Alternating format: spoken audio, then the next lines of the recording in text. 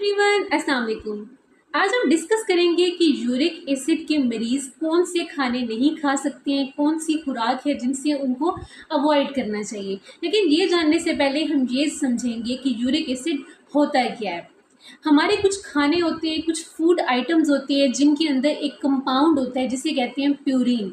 अब उस प्यूरिन ने हमारी बॉडी में जाके ब्रेक डाउन होके उसने यूरिक एसिड में कन्वर्ट हो जाना होता है और उसके बाद यूरिक एसिड में कन्वर्जन के बाद किडनीज यानी कि हमारे गुर्दों से एक्सक्रीट आउट हो जाना होता है, यानी कि निकल जाना होता है। अब किसी वजह से अगर यूरिक एसिड ज़्यादा बनने लग जाए या उसकी एक्सक्रीशन यानी कि बॉडी से निकलना कम हो जाए और वो बॉडी में ज़्यादा बिल्डअप होना स्टार्ट हो जाए, तो इस सारी कंडीशन को, इस प्रोसेस को हम कहते हैं हाइपर यूरिसीमिया। अब हाइपर यूरिसीमिया नाम से पता चल रहा है, हाइपर मतलब कि यूरिक एसिड की मिकदार हमारी बॉडी में ज़्यादा हो रही है। अब जब यूरिक एसिड की मिकदार हमारी बॉडी में ज़्यादा होगी तो ये क्रिस्टल्स की फॉर्म में हमारे जोड़ों के ऊपर जमा होना स्टार्ट हो जाएंगे और जब ये जमा होना स्टार्ट हो जाएगा तो इस कंडीशन को हम गाउट कहते हैं। इससे क्या होगा कि जो हमारे जोड़े हैं उनमें तकलीफ़ रहने लगेगी, जोड़ों की इन्फ्लेमेशन यानी कि सोजिश हो जाएगी। अब वो कौन सी चीज़ें हैं जो कि यूरिक एसिड के मरीज़ों को अवॉइड करनी है। नंबर 1, वो फूड आइटम्स, वो चीज़ें जिनके अंदर फ्रक्टोज़ का लेवल ज़्यादा होता है। अब फ्रक्टोज़ का लेवल किन चीज़ों के अंदर ज़्यादा होता है? पहले तो हम फ्रूट्स की तरफ आते हैं। वो कौन से फ्रूट्स हैं जिनके अंदर फ्रक्टोज़ का लेवल बहुत ज़्यादा होता है? नंबर 1, वाटरमेलन यानी कि तरबूज। नंबर 2, मैंगोज़ यानी कि आम। उसके अलावा अंगूर, सेब और उसके अलावा पके हुए केले।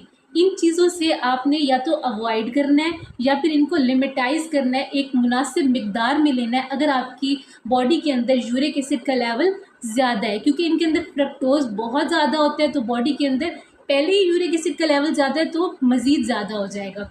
नंबर 2, हनी यानी कि शहद। शहद के अंदर फ्रक्टोज़ का लेवल बहुत ज़्यादा होता है।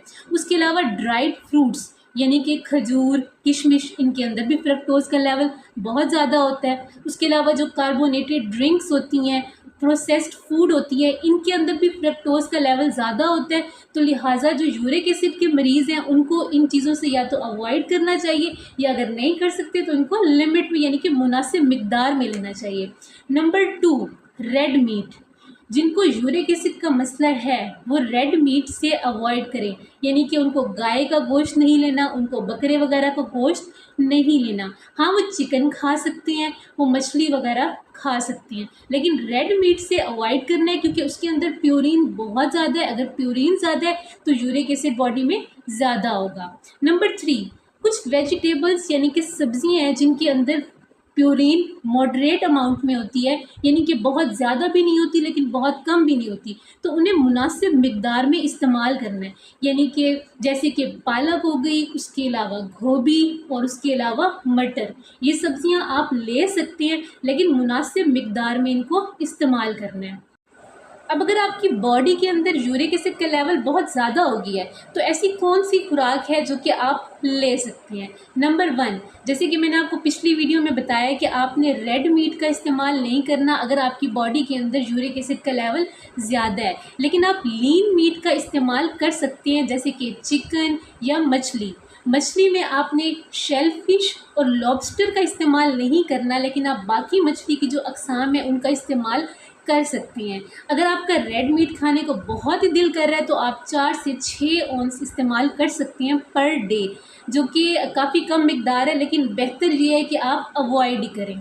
नंबर 2, आपने बलाई उतरा हुआ दूध यानी कि जिसके ऊपर से मलाई उतरी हुई हो, आप उस दूध का इस्तेमाल कर सकते हैं, आप दही का इस्तेमाल कर सकते हैं। इनके अंदर फ़ैट जो है वो कम होता है। नंबर 3, आपने पानी का इस्तेमाल ज़्यादा से ज़्यादा करना है। रिकमेंडेड तो ये है कि आपने दिन में 8 से 16 गिलास पानी के ज़रूर इस्तेमाल करने हैं।